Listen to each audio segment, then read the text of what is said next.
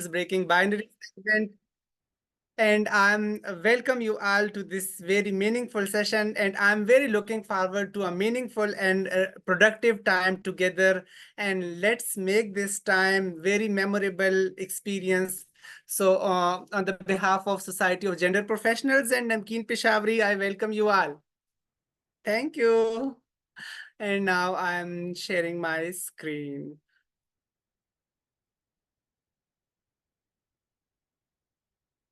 So, folks, my screen is visible. Yes, I see it in presentation or in the PowerPoint, but you might want to click on the presentation. Yeah. So as you know, the title of the presentation is Violence Against the Trans People, Legal Rights versus Reality in Pakistan and Beyond. So today we are discussing the situation of transgender folks in Pakistan, but not only to Pakistan, but I'm very eager to know about the situation in your countries as well. So my session is now starting. So. This is my short and brief introduction.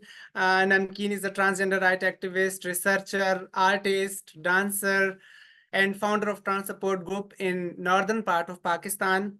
And I'm striving for empowerment of transgender and non-binary individuals through advocacy, community organizing, and feminist movement building.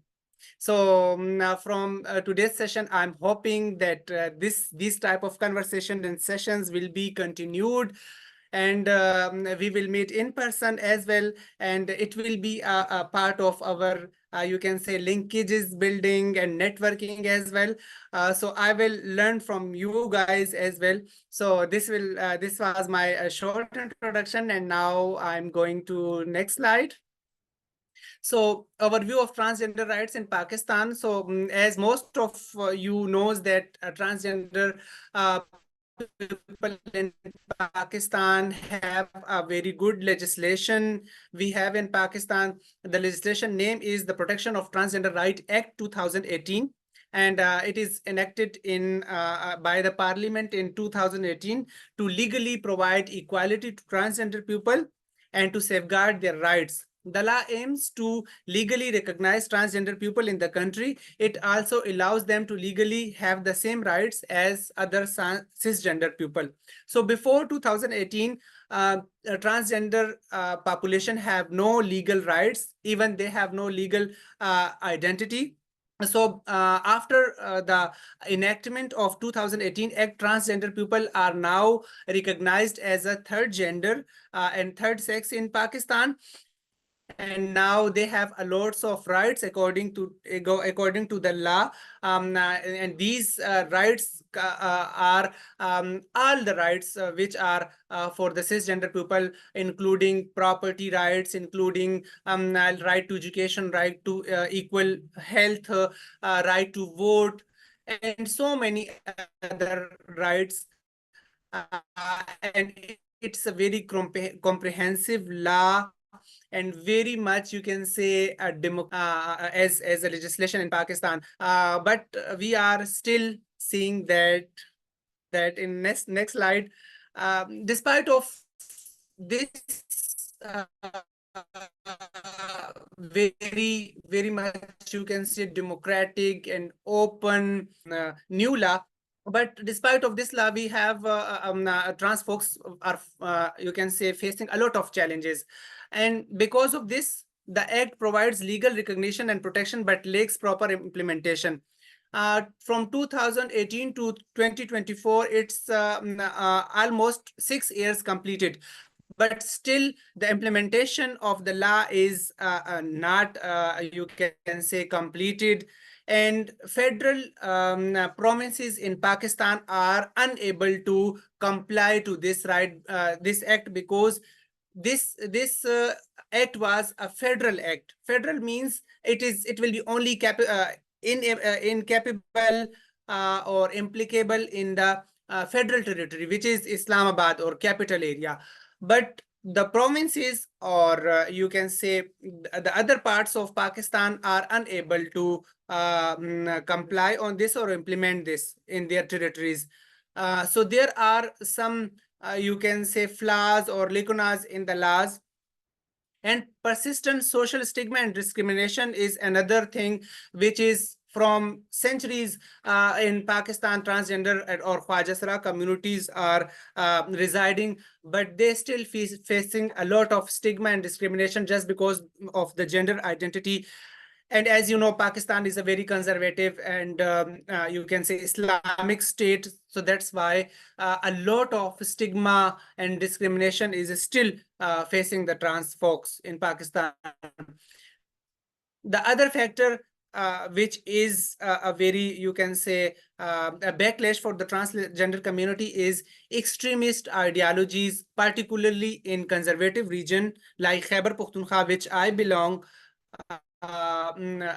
So have fueled anti-transgender sentiments. So in Pakistan, especially in the border areas, influence of right-wing parties and terrorist organizations or extremist organizations are influenced. So that's why this fueled anti-transgender sentiments in the country.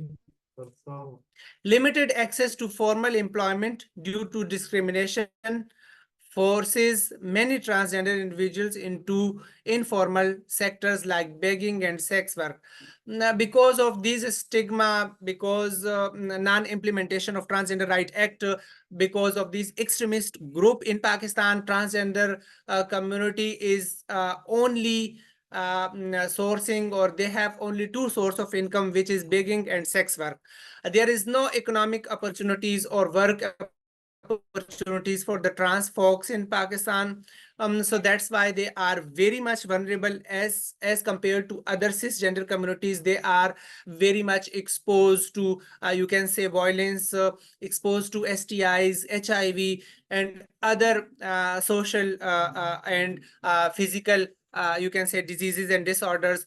Because of this, that they had no economic empowerment, they have no livelihood opportunities, but they are only relying on sex work and begging. So these are the main hurdles and challenges of trans folks in Pakistan.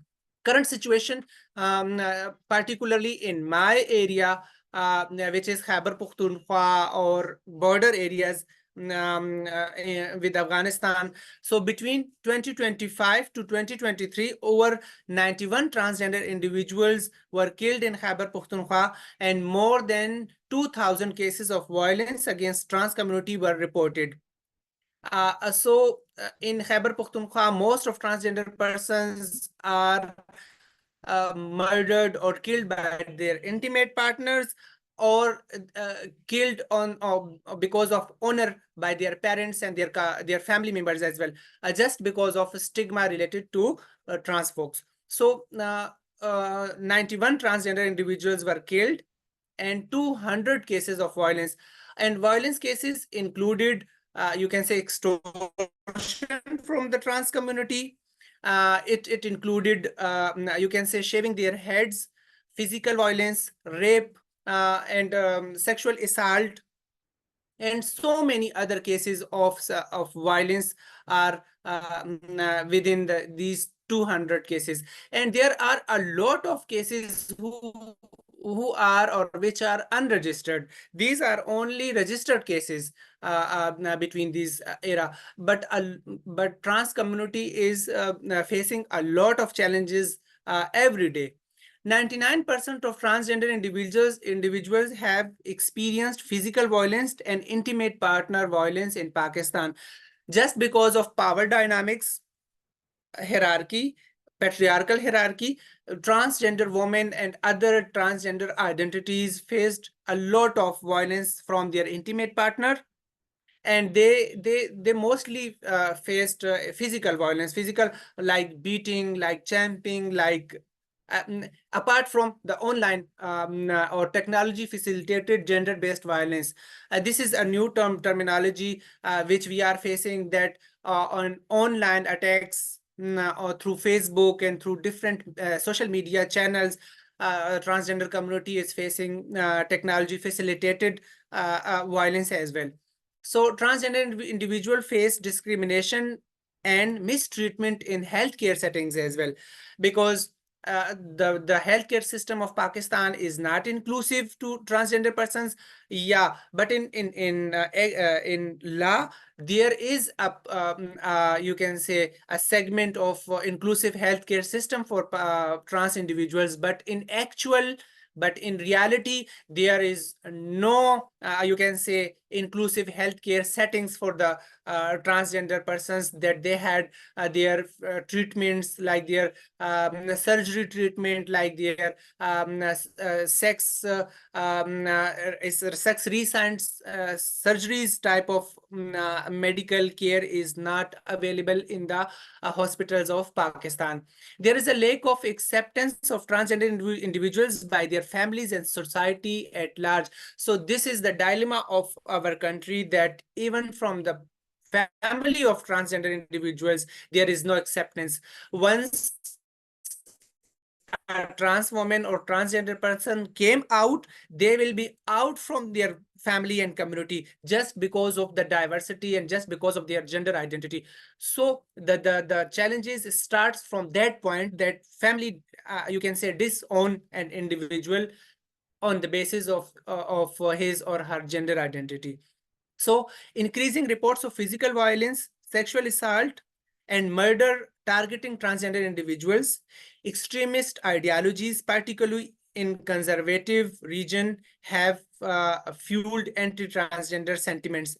As I already mentioned, that the border area with Afghanistan and Pakistan have a lot of extremist group, and Talibanization is a terminology we used here, and Talibanization is a extremist ideology, which is you can say believe that there is no other sex apart from male and female. There are two genders, which is male and female, and the others are doing sins, and they are, you can say, doing haram, as in Islamic spirit point.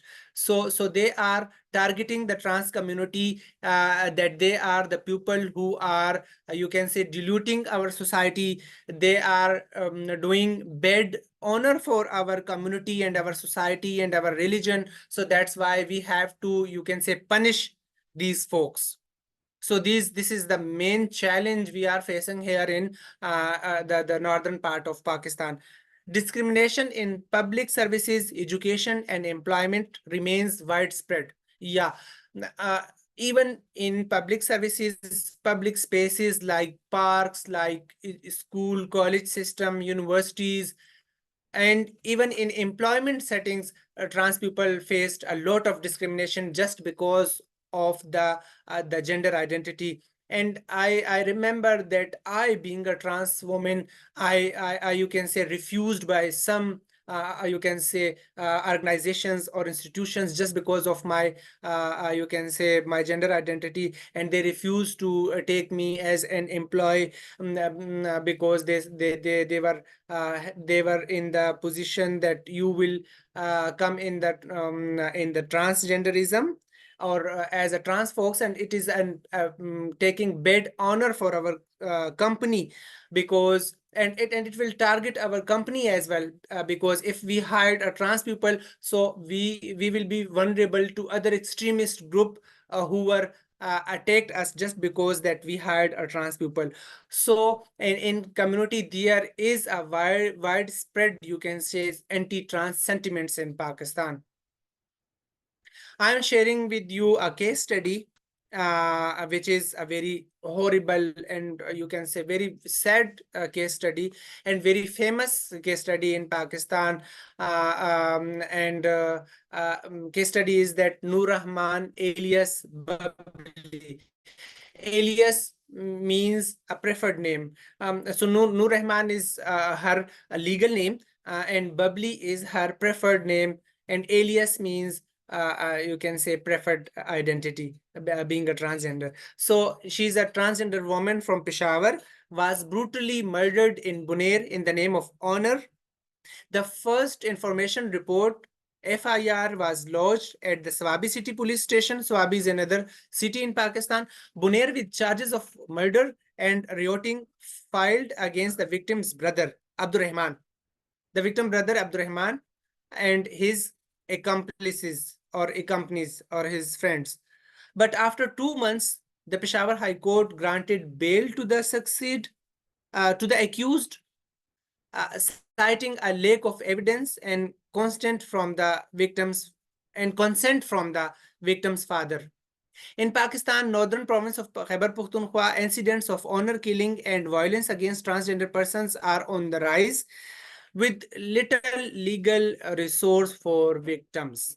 And this is the point that a very little legal resources available for the victims, like transgender identities, and even no, you can say, the murderer or who take murder or who could do murder is punishable just because of the legal system of Pakistan, that transgender community is very much vulnerable and they have no resources to hire a lawyer to pursue the case. So that's why the perpetrator are, you can say, openly hearing, and they are doing bails for themselves, and they are not held accountable for their you can say bad deeds. So Bubbly's case is not an isolated one. Similar incidents have occurred in Kohat, Sawat, Buner, Mardan, and Peshawar. Transgender individuals are often killed in the name of honor, and when we raise our voices through protest or press conferences, we became the next target. So this is the very bad dilemma of trans community in Pakistan, that these murder cases are growing day by day, but some activists who are raising their voices to combat these violences in the region, so they will be the next target. And these you can say parties or perpetrators or bad deeds persons are doing, you can say, targeting these activists as well, and you can say they take retaliation from the activists who are raising their voices. The families of the murdered transgender individuals often forgive the accused. This is the very, you can say, very alarming point, that the families of murdered transgender individuals often forgive the accused, leading to increase in such cases, because of disowning the trans son or daughter. They are no follow up by the parents on the case of their murdered son or daughter. So they just, you can say, forgive the accused. So this is the very bad you can thing. While bills related to transgender right have been passed, such as in 2018 Transgender Persons Act, the reality on the ground remains dire. The law are not being properly enforced, and yeah, this is you can say the main theme of today's presentation and today's topic is that the laws are not being properly enforced. Impact of Talibanization and extremism. Increased violence and persecution, targeted attacks. The rise of Talibanization, as I explained you the Talibanization. Word Talibanization is an extremist organizations who are working to, you can say, advocate their philosophy, extremist philosophy, and this philosophy says that there is no other gender, and they are doing violence and they are targeting trans folks and other LGBTQ folks. Extremist groups view transgender people as immoral and often target them for physical attacks, harassment, and even murder. These attacks are frequently unpunished, fostering a climate of fear and impunity. And this is the situation in Afghanistan as well as in Pakistan. Honor killing. In some areas or cases, transgender individuals are subjected to honor killings by their own families or communities under extremist extremist ideologies that anyone told me that you are listening me and you are attentive. Yes, you were breaking up a little bit, but mostly we can hear you, and yes. Okay, okay, Yes, forgive me because of the signal issues in Pakistan and light issues. Yeah. Yeah, So no, it's okay. social, It's mostly good. yeah, social exclusion and marginalization, cultural and religious stigmas, extremist ideologies reinforce cultural and religious stigma against transgender individuals, labeling them as sinful or unworthy of social acceptance. This further entrenches their marginalization and extremity. Internal displacement. The threat of violence and persecution has led to the internal displacement of many transgender individuals who are forced to flee their homes and communities in search of safety. And my other slide is about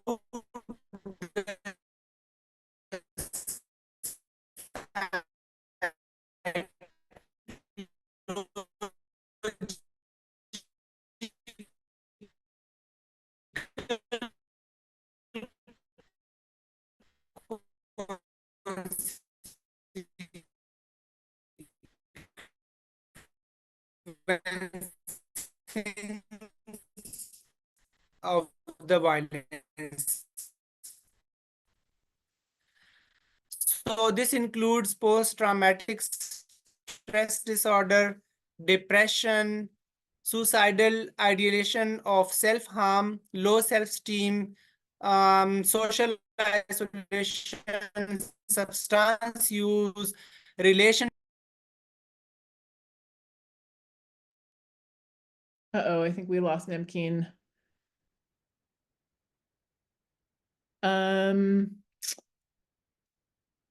I hope she'll come back. I can show the presentation, but obviously I don't have the knowledge of the content. Let me get rid of these captions. Oh, Namkeen, I see you came back. Do you want me to present for the rest of the time?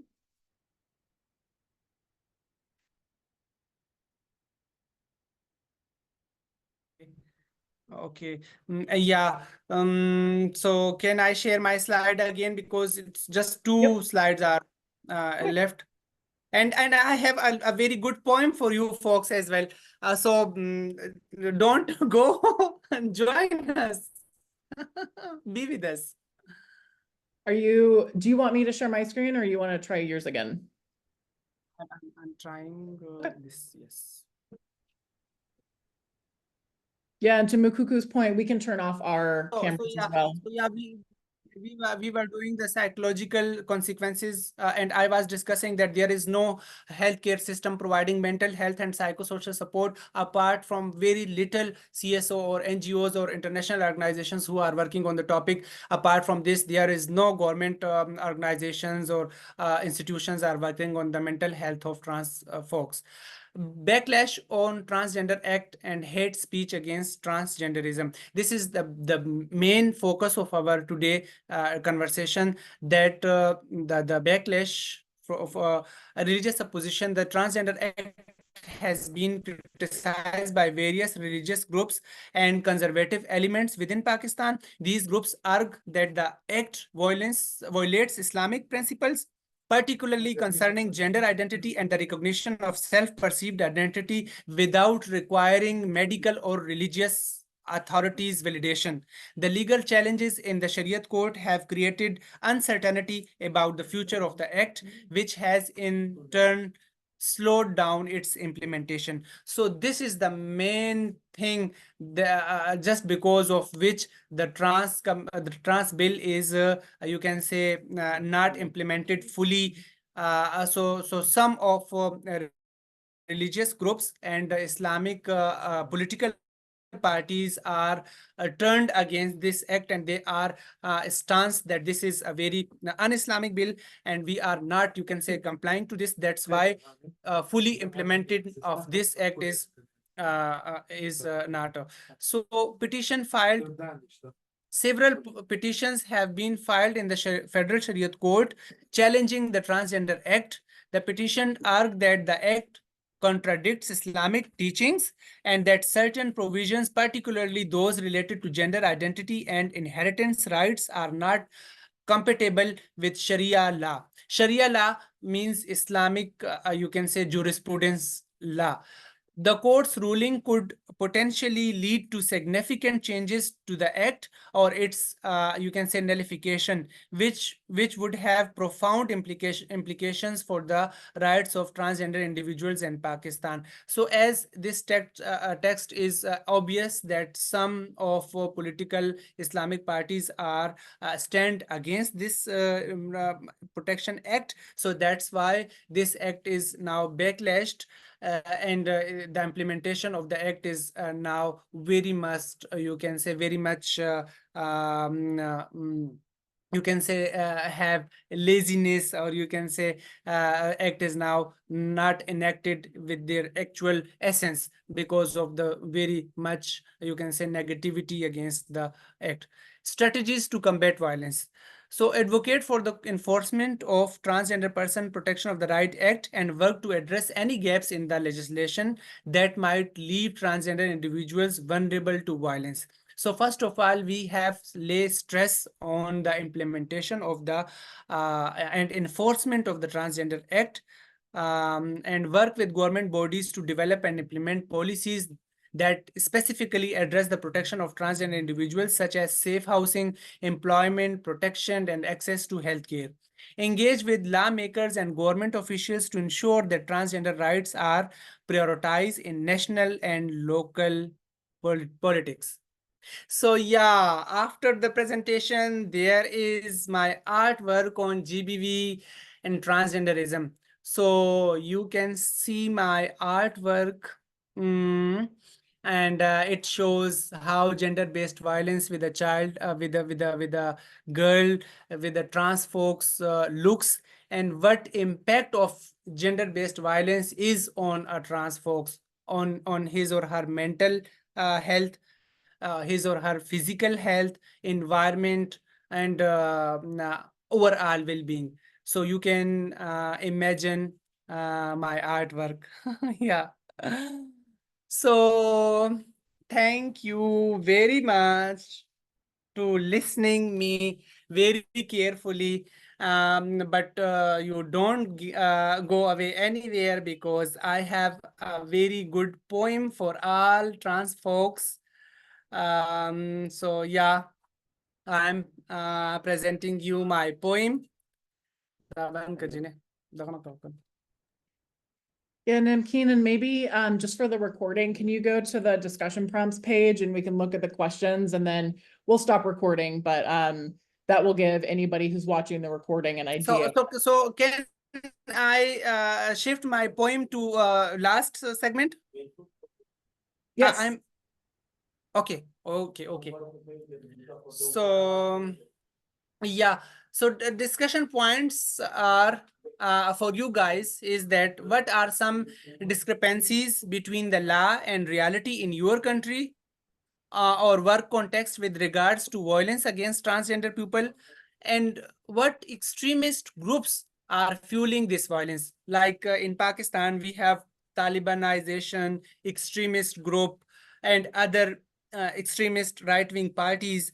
So in your area or in your region, what are these extremist groups are fueling this violence, and how? Have you seen other examples of religious ideologies impacting the legal framework or rights of enforcement of rights for transgender people? And the last question is, are there any strategies that you have seen that have worked to reduce violence against transgender people, particularly in response to the organized violence by extremist group? So now the floor is open to you all folks, because I speak a lot and there is a lot of, you can say, very hot weather in Pakistan. So I'm feeling very sweetie. So I'm requesting you all to please share your views of your area and tell me that trans folks, what is the situation of trans folks in your area? In the land where shadows loom, where fear and hate can carve a tomb,